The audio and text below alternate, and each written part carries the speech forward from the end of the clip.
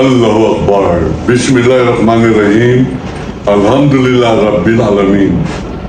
Isang mapagpalayang araw po sa ating lahat, mga kaibigan. Ito po ang Kawan ng Demokrasya, Kawadi Carbonero. Mga kaibigan, tulad po ng aking umpisahan, para po bang nais ko munang i-acknowledge yung pong inyong mga komento. Maraming salamat po. Tulad po ng aking nakagawian bilang kultura ng Kawan ng Demokrasya, lahat po ng inyong komento ay dinadaanan po ng aking mata at pinag-iisipan po ng aking pong utak. Ganun pa man, nais po nating magpaliwanag. Kasi hanggang ngayon, marami po ang nagtatanong kung bakit daw ang bandera ko ay pula na sa taas at asul na sa ibaba. Kaya ayoko pong madamay itong dalawa ko inimbita sa aking pong kagawan. Ito po ang aking pong filosofiya ay pagka nasa taas daw ang pula, ang ibig sabihin niya ay merong giyera, may digmaan. Opo, meron po akong giyera ay sinusulong. Giyera laban sa China, giyera laban sa korupsyon, giyera laban sa kamangmangan, giyera lalo tigil laban sa political dynasty.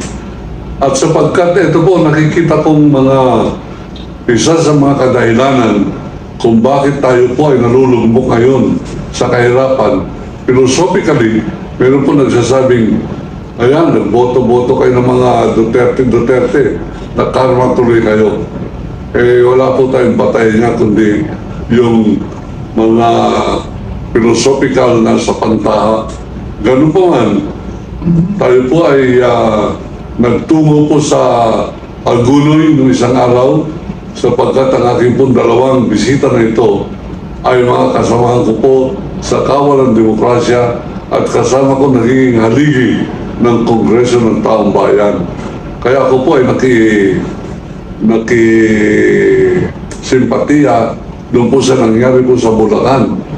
At ang ating pong siyempre unang mga kasama ay yung pong dati ko lang kasama sa paniniwala at para po bang kumbaga sa ibon, birds of the same feather. Ano po ang aming feather? Ano po ang aming pagkakapare-pareho? Pare-pareho po kaming mga alagad ng sining. Ang aking po nasa kanan ngayon, ito po ang pinakamatanda sa amin. Si Tomas Agulto ay 6 years, 6-time Palangka Award winner. And 3 of that, Poet of the Year. Ito po nasa dulo naman, kaya mas matanda po ng konti lamang sa akin. Siya po ay author ng isang classic na libro ng pamagat ay Venceremos. Sa Pilipino, ang sabi niya, ang ibig daw sabihin niya ay tayo nagwawagi, pero sa English mas malalim, we will prevail. Ngayon, mga kaibigan, sapagkat kami pong tatlo ay mga manunulat sa panitikan, literature, at paminsan-minsan pag kami po ay napapaibig, naging makata rin. At kasama po yan ang pag-ibig, siyempre sa inang bayan. At sapagkat yan po ang aming pundasyon ng pagsasama-sama, nagtungo po ko doon sa Bulacan sapagkat nagkakapalitan po kami ng kuro-kuro sa maraming issue. Away, madalas po ako nagmo-monolog. Ang ibig ko sabihin ng monolog ay nagsasalita mag-isa. At ang sabi siguro ng iba, wala namang kausap. Eh bakit nagsasalita mag-isa? Away, yung pagtataka na yan ay hinto po na muna natin sapagkat meron po tayong kakausapin ngayon. Ang ating pong dalawang panauhin, yung pong nasa dulong kanan ay si Otto, dating commissioner ng Pambansang Komisyon ng Wikang Pambansa, Joe Lad Santos. Yung Lad ay Ladera. Ang nasa kanan ko po naman ay Tomas Agulto. Bibigyan muna po natin sila ng pagkakataon na bumati muna sa inyo. Kayo mga tagasunod, subscribers, at mga adherents o mga taga-pakinig, taga-panood ng Kawal ng Demokrasya, si Ka-Jo Lad Santos. Magandang araw po sa inyong lahat. Ako po ay isang kawal ng demokrasya at matapat na tagasunod ni Waldy Carbonell. Magandang hapon po, ako po si Tom Agulto, ang mangingis ng naging mamamalakayan ng mga tao. Kinararangan ko po na maimbita rito di ka Waldy sapagkat ang kanyang mga filosofiya, sabi nga niya, at ang kanyang mga layunin ay para sa kaunlaran ng ating mamamayan. No? Siya po ay alam kong veteranong journalist, commentator, at napakarami niyang karunungang ipinamamahagi sa sambayanan. Ngayon po, nagkataon naman na tayo ay napupuno na ang salop at puot ng mamamayan dahil sa baha, at hindi lamang yan dahilan sa climate change na tinatambalan ng korupsyon ng mga politiko, ng mga opisyalis sa gobyerno. Kaya't makikita po natin na hindi lamang sa Bulacan, nandiyan lahat ng bayan, sa Kalumpit, sa Hagonoy, sa Paumbong, sa Bukawi na teritoryo ni Villanueva, halos lahat ng bayan sa Bulacan, sapagkat ang Central Luzon po, ayon nga po sa kasabihan, ay nanghiram na ng mukha sa dagat. Kawawa po ang mga tao. Yun po, ito po ang sentro ng ating mga diskusyon.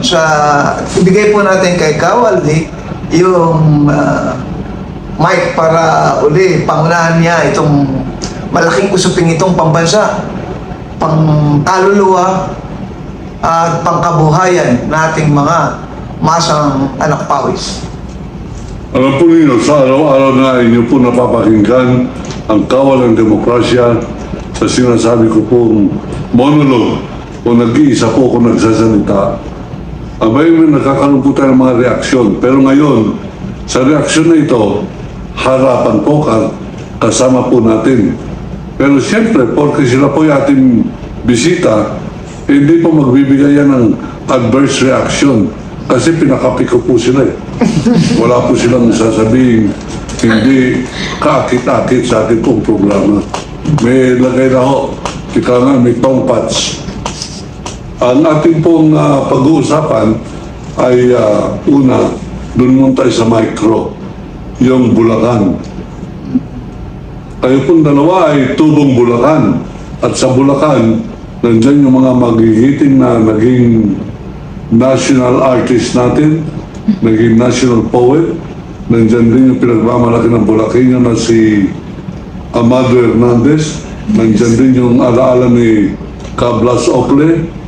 At sa darating na panahon, nandyan ang magiging alaala nila Jolad Santos at ni Tom Agulto, pero sana wag mula next week.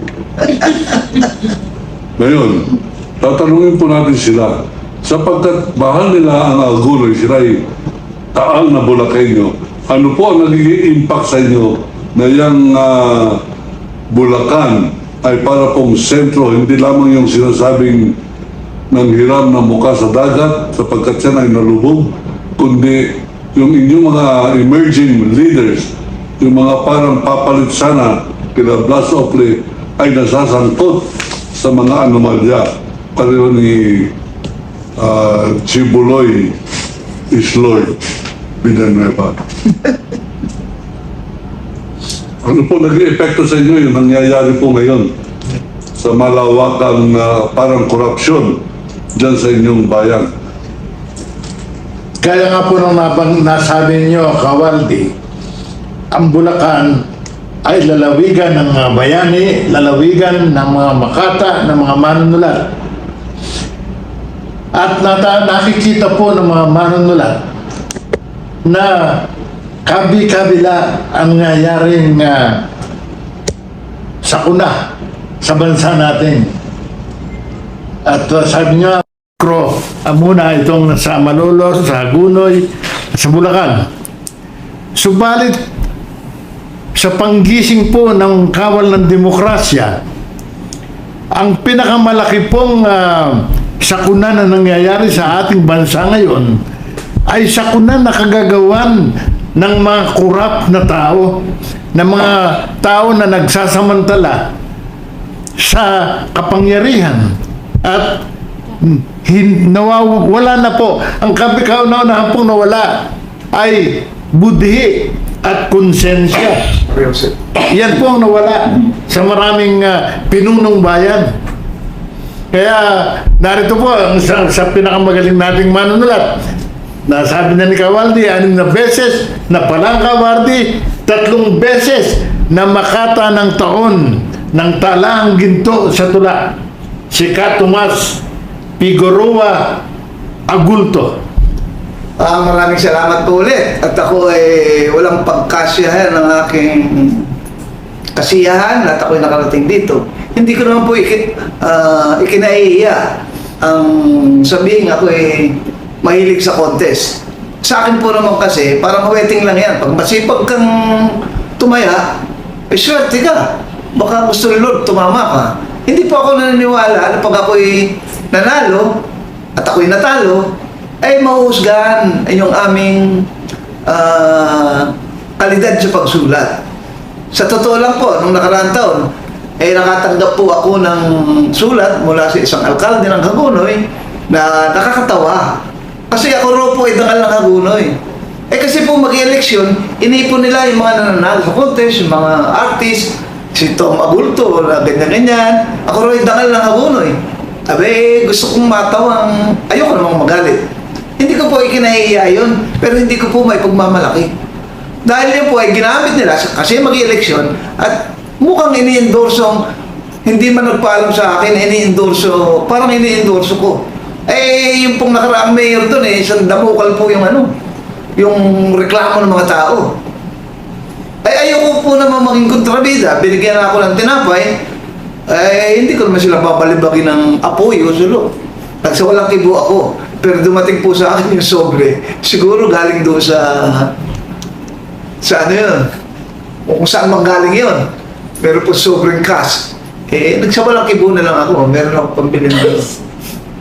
Pero hindi po ako naniwala yun ay galing sa bulsa. Bago po yun po, nililinaw ko lang na yung mga parangal na sa timpala ay hindi ko po masyadong may pagmamalaki. Hindi ko naman ikinahihiya. Pero yan po ay ginagamit, alam mo, sa palangka. Ginagamit yan ng mga status quo. Meron tayong national artist. Ginagamit niya ng cultural center. Kasi kailangan ng isang bansa na edukado, kuno, kailangan niya mga barloloy. May national artist ka, papakainin mo ng ayuda para hindi tumira sa iyong programa. Meron mga national artist. Ako po, mahilig ako sa contest. Para akong may bisyo sa wedding. Kung minsan po tumatama ako. Pero hindi ko po pinapalagay ron na natalo ko isang national artist sa tula, hindi ko tinuturing ako mas magaling sa kanya. Mas maswerte siguro ako, baka kaloob ni Lord. Pero ako po, madalas matalo. Pero sa damukal na po ang aking diploma, ang aking plaque, pero hindi po ako ikinahiya yun. Pero hindi ko rin may pagmamalaki. Kaya lang, inuungkat ko po dahil sa bahang napakalaki at ibabandera ko ay dangal daw ako ng Hagonoy. Kung hindi po ako sisipot ngayon dito, ay hindi ko masasabing ako'y maging dangal ng Hagonoy.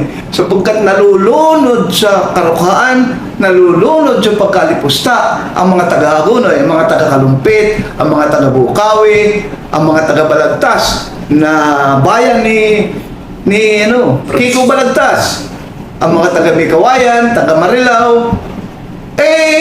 Parang tinamaan kung ikaw ba talaga yung dangal ng Hagonoy, gumawa ka ng sobre doon, may cash. Magsalita ka. So yan po, ay kailangan ko magsalita. Dahil yung pong tama sa akin, hindi lang ba ako po kasi mas una kong natutuhang lumangoy at sumagwan bago ko natutuhang sumulat ng pangalan. Ibig ko sabihin, alam ko ang buhay baha. Pero yung baha nung araw, malinis, maraming isda. Ngayon, ang baha po ay talagang yung climate change at yung kultura ng mga trapo ay lumulunod sa ating pagkatao. Siguro nauunang malunod yung kanilang kaluluwa. mahirap pong magsalita eh. Yun po ang ano, kaya ibabandera ko, ako nga ay kailangan kong panindigan na ako ay dahil ng Hagonoy. Kahit pambobola yan ng nakaraang mayor na kurap, sobrang kurap, maniwala kayo. Tanongin niyo mga taga-Hagonoy, shout out! Yung nakaraang mayor ng Hagonoy, anong ginawa? Alam ko po yun. Pero iyan ang bibigay sa akin dangal ng Hagonoy. Ayan po, balik po tayo kay ano, kay Kawalde, ang aking lodi. Sapagkat siya po ay veteranong commentator. Siya ang nakipagduelo. Kung natuloy, baka walang naging presidente ni Digong. Kasi may, alang-alang ko po, inamin siya ng duelo ni Digong. Hindi natuloy, umatras siya. Sana natuloy baka wala tayong naging presidente kung hindi na uso ang tokhang. Sige, Kawalde, ikaw ang mandiyan sa... Nabanggit mo yung dangal. Pero po, tinuturing nyo naman na kahihiyan ngayon ng mga leaders natin sa Bulacan. Pauna ako wala naman po silang kahiyan. Kahit katiting. Oo. Ang tawagan po nating mga kaya, yung mga intelektual na walang kibo. Wala nga silang kasalanan, hindi nga sila nababayaran. Pero walang kibo. Pero ang maganda ngayon dito talaga mga bata, mga nanay, nagsasalita na. Yan po ang lagyan natin ng sumama tayo sa kanila at alamin natin kung saan nila gustong patunguhin itong ating bansa at tayo tumulong. Yan po yung mga nanay na nagsasalita na, yung kabataan na hindi na sila, hindi po ako naniniwalang may mananalo pa si Sara, yung mga Duterte. Hindi po ako naniniwala dyan. Hindi po ako naniniwalang mananalo pa Romualdez sa mga Marcos. Hindi na po ako naniniwala dyan. Naniniwala po ako ngayon at damang-dama natin parang apoy na naglalagablab ang galit ng taong bayan at kailangan nating maging mapanlikha. Yung lagablag na yan ay huwag nating pabayaang maabok tayong lahat. Kung di tayo makaluto ng pagkain pambansa sa lagablab ng apoy na yan ay magiging mapanlikha, makakaluto tayo ng isang gobyernong sasagot sa ating mga anak. Halimbawa, kung tayo mga anak katulad ni Waldito, pagkatapos ng 10 taon, kung makapagbuo tayo ng isang gobyernong niluluto ngayon sa lagablab ng puot at apoy, 10 taon siguro si Waldito ay masaya nag-aaral, kasama ng mga batang katulad nila. At wala ng mga kabataang nabubudol-budol ng Itbulaga, ni Kuya Willie, na nagsasayang ng kuryente, na andyan at mula Batanes hanggang Mulo, binobola-bola tayo, na spaghetting pababa, spaghetting pataas. Yan po ay kabubuhan.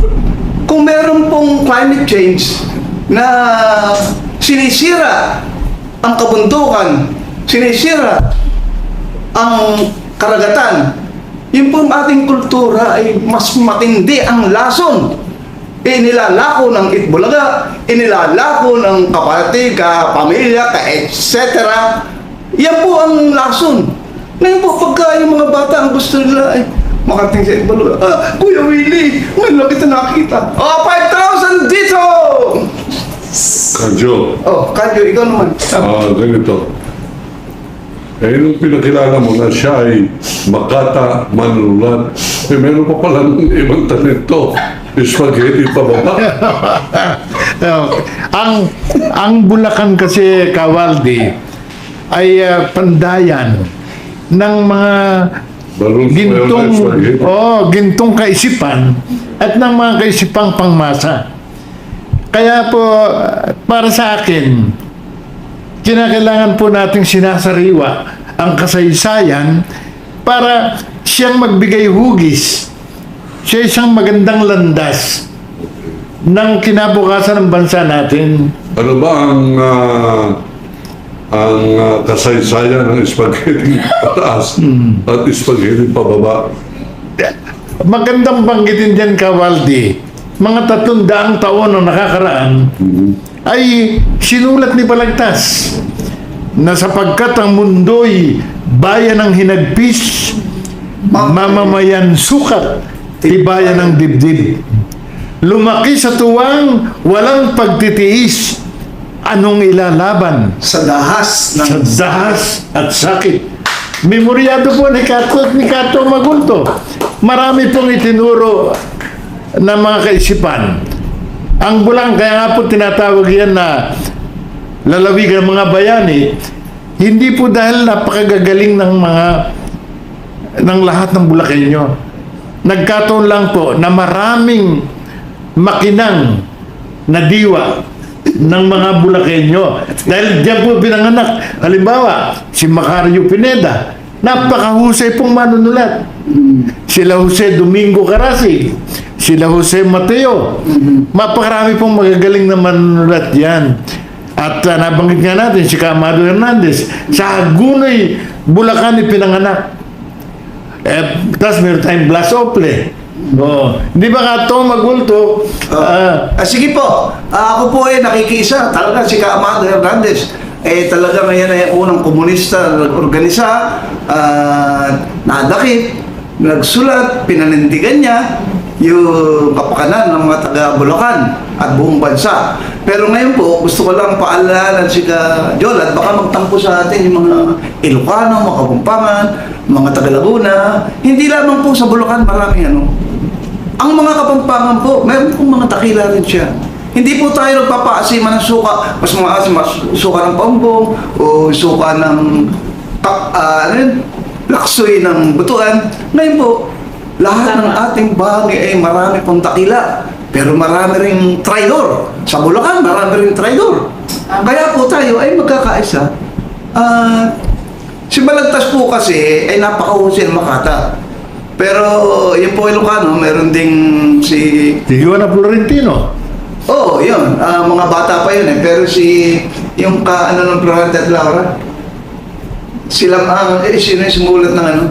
Si Bucanay. Si Bucanay. Siya po, katulad din ni Balagtas. Ngayon po, dahil nga, sabi natin kung titingnan po natin ang ating kasaysayan, hindi lamang po yung climate change ang problema. May problema po tayo sa kultura. May lason po sa kultura na dala dito ng Espanya. Yan po ay matinding pollution. Ang unang fake news na dumating po dito ay dala ni Magellan. Tayo ro'y sasakupin, dala niya yung, pasensya na po kayo, no? Tungkol po ito kasi sa kultura at Bulaga na yung lason sa ating isip. Inaano ko lang po, saan galing ba yung mga fake news na yan? Ang una pong fake news dito ay yung dala ni Magellan na tayo sasakupin, ililigtas tayo, dadalhin tayo lahat sa langit. Kinuha nila lahat ang ating lupa. Ay ngayon po, bago dumating dito yung 10 utos ni Moses, alam niya ng mga katutubo ng ating mga ninuno. Mahalin mo ang tatay at nanay mo. Huwag kang mangagaw ng siyota ng iba. Huwag kang magnakaw. May nasusunod po ba dyan? Huwag kang papatay. Tokang-tokang pa rin. Hindi ba? Kasi sinasabi nila, dahil sa Espanya tayo na tinuruan ng ganito.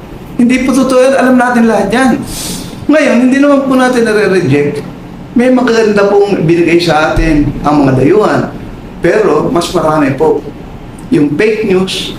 Kaya tayo ay lumaking sumasaludo sa mga dayuhan dahil pinalaki tayo sa fake news. Ngayon, ang mga bata ay masigla na. Dahil yan po ang ating gustong tipunin, makapag-isip ng bagong Pilipinas. Katulad po pang araw-araw na ibinabando ng kawal ng demokrasya. Dito po ako talagang ganado na makisali sa kawal ng demokrasya. Magising at mamulat. Pag ikaw ay kawal ng demokrasya, wala akong pakialam sa iyong kung saan ka na komunista ka ba? Ikaw ba'y basta ikaw ay walang malikhain ka, basta demokratiko ka mag-isip, wala akong pakialam kung komunista ka, kung ikaw ay kanan o kaliwa. Basta ikaw ay walang kasalanan sa bayan, nagbubuo tayo ng bansa, sama-sama tayo. Doon po tayo pinaghihiwalay. Pinaghihiwalay po tayo ng kulturang Itbulaga, kulturang fake news.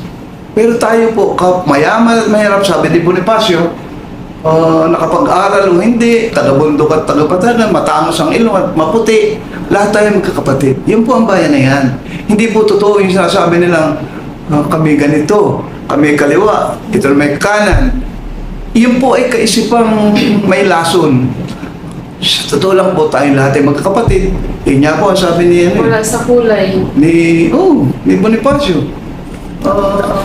Kapatiran, bayan na yan.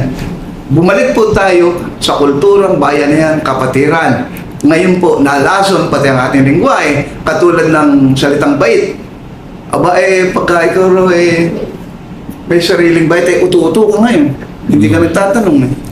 Pero ang totoo lang po, yung kabaitan ng araw, may sarili kang bait, hindi ka naniniwala sa mga sinasabi ng mga Panginoon.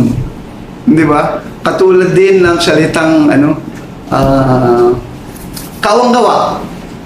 O pag nagbigay si Lucian, kawang gawa ron. Hindi po totoo yan. Ang ibig po sabihin ng kawang gawa, kawan ng mga taong gumagawa. Wala pong yan, dole out. Hindi po yan ayuda. Bigay ito ni Henry C. Para yung tax niya, man. Pag-isipan po natin, hindi po, ang kawan ng kawang gawa ay kawan ng mga taong gumagawa. Nagtutulong-tulong sa palay para maani, yung mga mangisa, nagtutulong-tulong, nagpapalitan sila. Nalason na po lahat ang ating lingwahe, nalason. Ang ating kaisipan, nalason. Ngayon po, nagsisimula tayo sa isang bagong Pilipinas, katulad ng pang-araw na ibinabando sa YouTube ni Kawalde. Kaya tayo po, mag-subscribe po tayo, mag-usap-usap po tayo rito. Ano ang inyong karunungan na hindi namin alam? Ako po, pagkaraan ng 70 taon, ano pang kasamaan ng taong hindi ko nababatid? Ano pang kabutihan ng taong hindi ko nababatid? Nakilala ko na po si Jolan, nakilala ko siya. Kawalde, ako'y taga-sunod niya sa kanya, Si Kawalde, nakilala ko. Pero pagkatapos po ng aming mga diskusyonan, ng maikling pagsasama, marami pa pala akong hindi na lamang kasamaan ng tao. Hindi ko maintindihan itong kasamaan ng ni Villanueva, ni Arilla, ni Cayetano Arellano, ng mga bilyar. Yung po lahat ng ating lupa ay nakuha na ng mga bilyar. Siya lang po, yung pong may tula po si Andres Bonifacio, yung pag-ibig sa tinubuan lupa. Alin pag-ibig pa ang higit kaya sa pagkadalisay at pagkadakila. Kundi ang pag-ibig sa sariling lupa, alin pag-ibig pa, wala na wala. Wala pong natutuhan ng kulturang Pilipino. Kasi pag ikaw ay magsasaka, nahihiya yung anak mo. Aalis sa bukid. Sino natuto? Mga bilyar. Lahat ng lupa ngayon nasa bilyar. Kaya yung wala tayong lupa, kundi yung nasa paso. Magagalit si Andres Bonifacio. Mahalin nyo yung lupang tinabuhan. Bawiin nyo kay bilyar yan. Bawiin nyo sa mga mangangamkam ng lupa. Bawiin nyo sa mga kuwangko, yung mga asyenda, yung mga apo ng mga Kastila. Pag-usapan po natin, hindi natin kailangan ng madugong revolusyon. Kailangan po natin revolusyon sa pag-iisip. Revolusyon sa pagsusuri. Revolusyon nagmamahalan, nagagalangan, pero revolusyon realistiko at bago tayo magpatawad, magbayad muna ang may kasalanan. Baka po ako ay nagtatagal. Ibabalik ko po kay Kawalde. Hindi na ano sa akin na siyempre kaugalian ko na yung mag-argue yung aking upa. Ang aking tingin, yung panawagan ng pagkakaisa ay dapat may patutunguhan.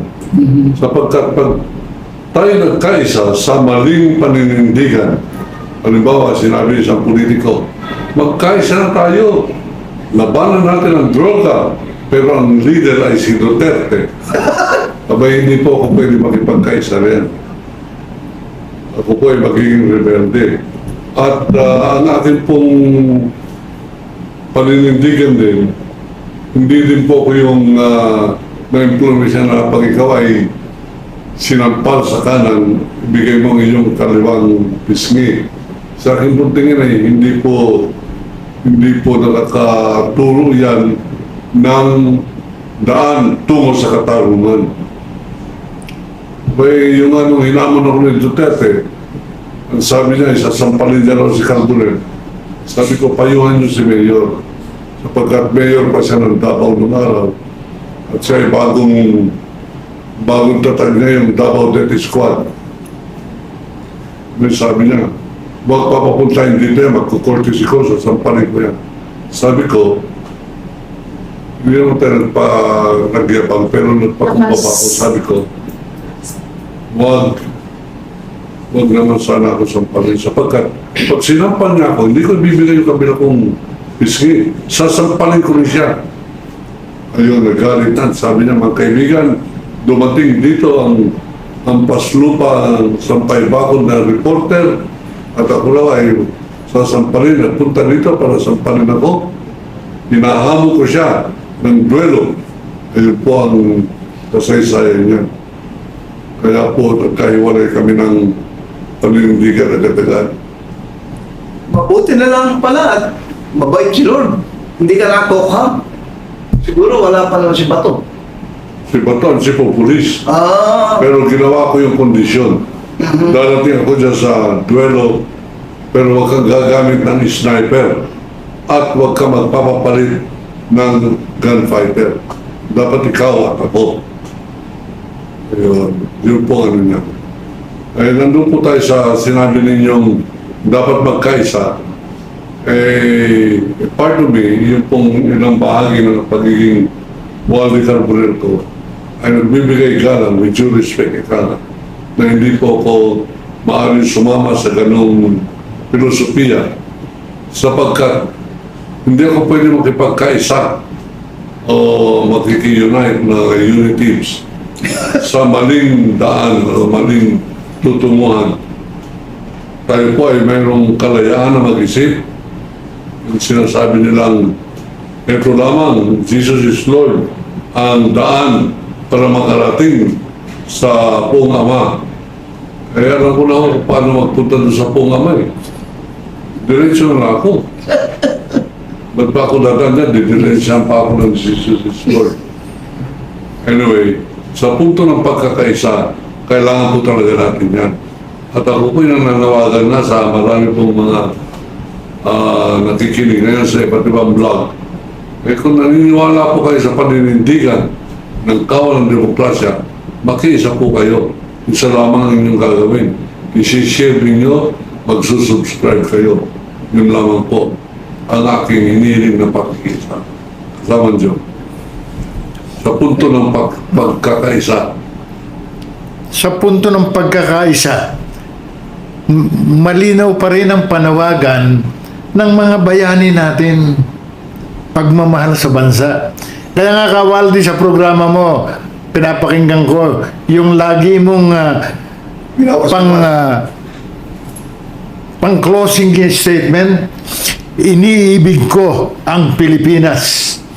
Iyon ang pinakamagandang panata na nasulat sa ating bansa. Pero dahil din sa mga pagbabago ng ibang leader, pinalitan ang pinakamagandang panata na sa aking bayan. Pinalitan ng isang panata na ngayon hindi ko alam kung memoryado ng mga bata eh. Pero yung sinasabi mo, iniibig ko ang Pilipinas, noon memoryado yan ng mga bata. Nagtataka ako sa DepEd, bakit pinalitan ang pinakamagandang panata? Mabuti kay Kawaldi, sinasariwa ang mismong pamagat, iniibig ko ang Pilipinas. Ang mga kasunod na linya po nun, pawang magagandang linya ng tula at awit. Iniibig ko ang Pilipinas, ito ang tahanan ng aking lahi. Ako'y kanyang kinukupkop at tinutulungan upang maging malakas, maligaya at pakinabang. Bilang ganti, susundin ko ang tuntunin ng aking mga paaralan. Tunay po napakaganda hanggang huling linya sa isip, sa salita at sa gawa. Ako'y Pilipino. Meron pa po bang gaganda doon? Bakit pinalitan at inayalis? Kailangan pong sana sa pamunuan ng DepEd, ibalik yung mga gintong aral. at sariwain para sa isang mabuting landas, lalo na sa mga kabataan, lalo na sa mga batang lumalaki. Bigyan po ng hugis ang kanilang landas. Pamiliin. Yun nga po makatang si Robert Frost, hindi po ba tumigil siya sa paglalakbay? Dahil nakita niya ang landas, ay magkasanga. Alin ba ritong landas nito ang aking itutuloy? Ibig ko pong sabihin, kanina nabanggit niya ni Katong, na sa kultura, sa panitikan, maraming mga magagandang aral. At nandoon din ang diwa ng malinis na pagkakaisa. Na yun po ang kailangan ngayon ng ating bansa. Kanina po, napigil lang si Katong. Pero ang talaga pong apoy ng himagsik sa dibdib ng bawat isang Pilipino ay naririto na ngayon. Nahihinog tayo sa nagablag at apoy na siyang dadarang maging ang bakal na mabibigyang mahusay na hugis dahil po sa apoy na doon nililinis, doon binapanday. Si Mother Hernandez, isa sa pinakamagandang tula, panday, ang panday. Tunay pong ang diwa ng pagkakaisa ng panawagan ay kinakailangan din po sa diwa nga ni Waldy Carbonell ay malinis na panawagan. Yes. Dalisay. Yan po ang bertud ni Waldy. Hindi na niya kailangang pahabain. Yung filosofya niya ay sa dalawang linya lang. China, layas. Inibig ko ang Pilipinas.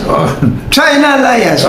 Kasi sa panahon po ng TikTok, alam yan ng mga fast food, alam yan ng mga politiko, hindi na talaga nila i-elaborate kasi walang nakikinig. Pasok ka sa Jollibee, hindi na sabihin kung ano, number 1, number 2, number 3. Na-hold up ka na. Ay alam po ni Kawal din, hindi na niya kailangang inibig ko ang Pilipinas, that's it. At tapos ang pangalawa, hindi niya kailangang sabihin burluloy ng mga salita. Kasi ginagawa yan ng mga politiko, burluloy, inibig ang Pilipinas, sasaludo ko, etc. etc. Pero kikawal, inibig ang Pilipinas, China, layas! Yun po ang TikTok ni Kawaldi. Kaya po ako yung saludong saludo. Ngayon, pag panahon ni Agosto, Balintawak, tutula dyan, mga politiko, kung ano ng mga salita, burluloy, love ko ang Pilipinas, etc. etc. Pero nangungurakot. Di ba? Dalawang sentence lang kailangan mo. Huwag mo na akong huwag mo nang itaas yung bandera ng Rizal. Berde ni Rizal. Magkakainan, order ng pagkainan. Ay, saan galing yun? Pura yan, mga ano yan. Mga kurakot yan, kurakot. Panghiram lang ganyan. Kay Kawaldi, ito lang. Ibig ang Pilipinas, China layas, konkreto. Yan ang TikTok sa panahon na to. Hindi ko kailangan burlolin mga salita ng mga politiko. Kukuha na isang makatang palangka awardee, ganyan-ganyan patutulain, makang uto-uto. Ganyan, ganyan, ganyan, ganyan. Kaya po ako, sinasabi ko, kung merong climate change, meron pong culture drift. Naanan po ang ating kultura, puro po fake news ang nasabi. Kawawa mga bata. Buti ngayon, dahil sa bahan na yan, umapaw na sa loob, yung pollution ay tumatapon na. Kawal eh. Isa sa mga dahilan kung bakit kayo po ay aking inanyayahan na maging bahagi ng ating pong palatuntunang kawal ng demokrasya ay nilalayong kong buhayin ang diwa ng panitikan at ng pagiging makata ng mga Pilipino. Sapagkat dyan ko nakikita yung purity, kapuruhan ng ating pagkatao. Ito po ba ay pwede natin pagsama-samahan every now and then, maya't maya ay tayo po ay magkakaroon ng pagpapalitan tungkol po sa ating kultura, tungkol po sa kahalagahan ng mga values na kinakailangan ipamana natin sa susunod na henerasyon. Sangayon po ako dyan, Kawaldi. Dahil talagang ang kinakailangan ngayon ay hindi lamang yung mga sanasabi nga ni Katong, andaluyong po ng pagbabago ay kailangan sa pag-iral ng sabi niyo nga Kawaldi, puro at dalisay na kaisipan. At kung babalikan po, lahat po ng ating mga magagaling na bayani ay puro po alagad ng mahuhusay na kultura, ng sining, ng mga manunulat po yan, mga makata. Si Emilio Jacinto, napakagaling na makata at manunulat. Si Andres Bonifacio, ang panulat po niya hanggang ngayon ay sariwa, sa galing. Si Dr. Jose Rizal, sapat po ang Noli Me Tangere at El Filibusterismo upang bigyang diwa ang kinabukasan ng tao. Sabi nga po ni Isagani, sa isa sa tauhan ni Dr. Jose Rizal, sabi niya sa kanyang profesor, aanhin ko po ang maitim na buhok na yan ay pag naging uban at pumuti ay parang mga pako lang na tutusok sa aking konsensya. Ganun po. Pagaling po ng pagkakasulat na yan sa kay Isagani. Pagmamahal sa bansa, pagmamahal sa kinabukasan ng bata, na mismong sa kulay ng buhok nabigyan ni Dr. Jose Rizal ng aral ang pagtanda ng tao. Ayan po, narinig natin ang mungkahi ni Kawaldi. Pag-usapan natin dito ang katutubo nating kultura. Tinatawagan po natin yung kabataan sa kalumpit.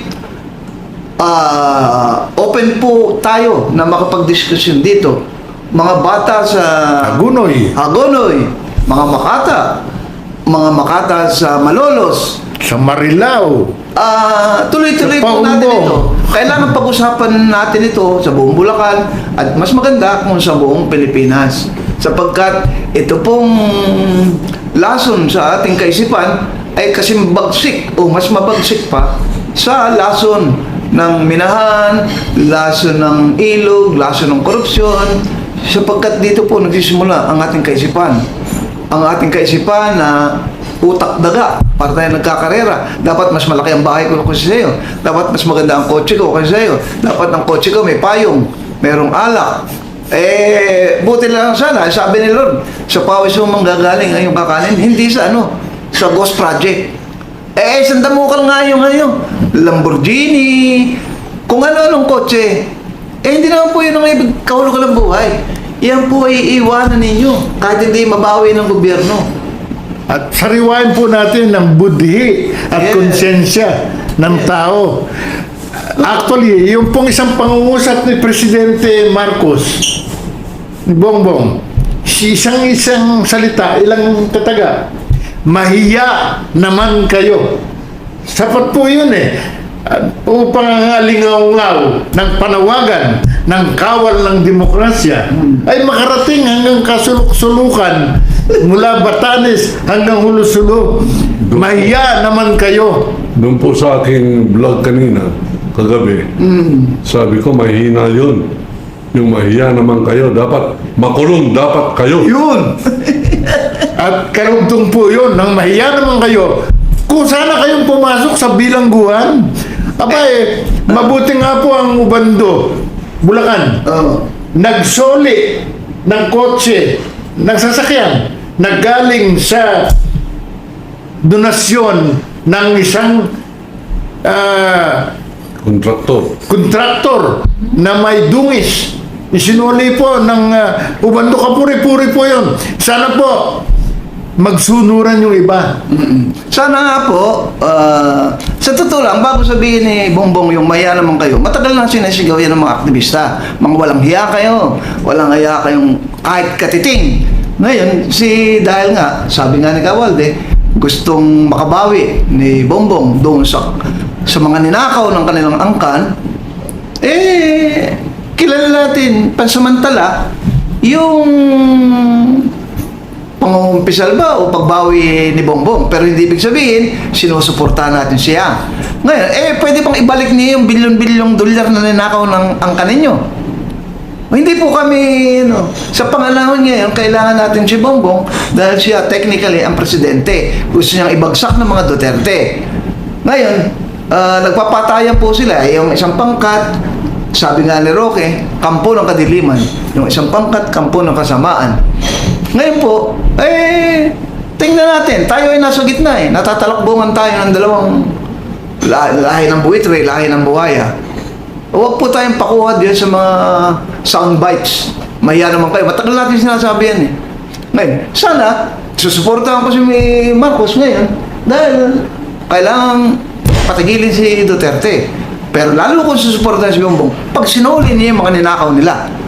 At yung nanay niya ay nakalaya pa, dapat nakabilanggo yan Yung batas natin, kailangan, ang dami nating matatandang nakabilanggo sa munti. Bakit si Imelda hindi may balanggo? Marami po tayong sisingilin. Pero tayo po ay magpakahinahon. Talo tayo sa sigaw lang ng sigaw. Talo tayo sa galit na galit tayo ng gagalit Tayo po ay maging bukas, magpatawad tayo sa dapat patawarin. Pero bago tayo magpatawad, maningil muna tayo sa dapat singilin. Kawalde, soling salita. Okay.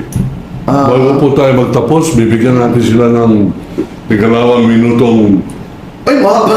Okay. kanilang mensahe sa mga tagapasunod ng kawal ng demokrasya.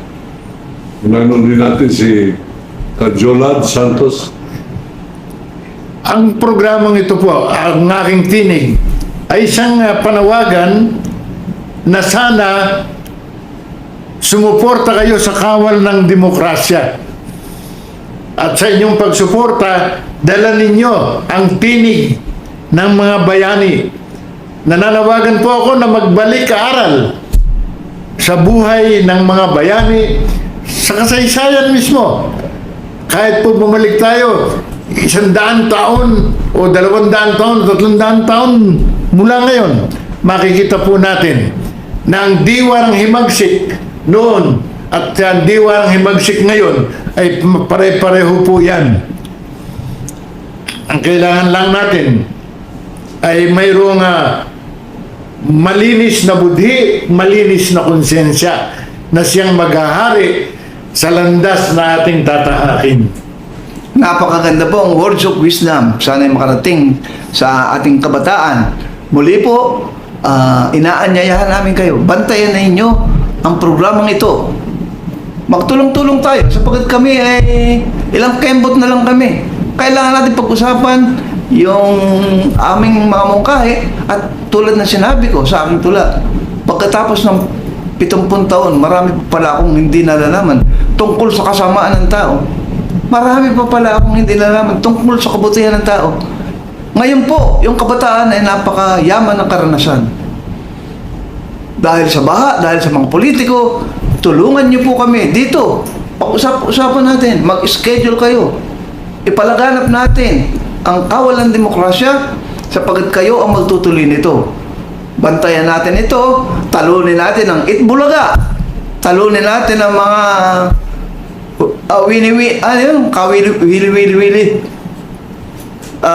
yung mga basura sa TV na walang ginawa kundi mag-aksaya ng kuryente.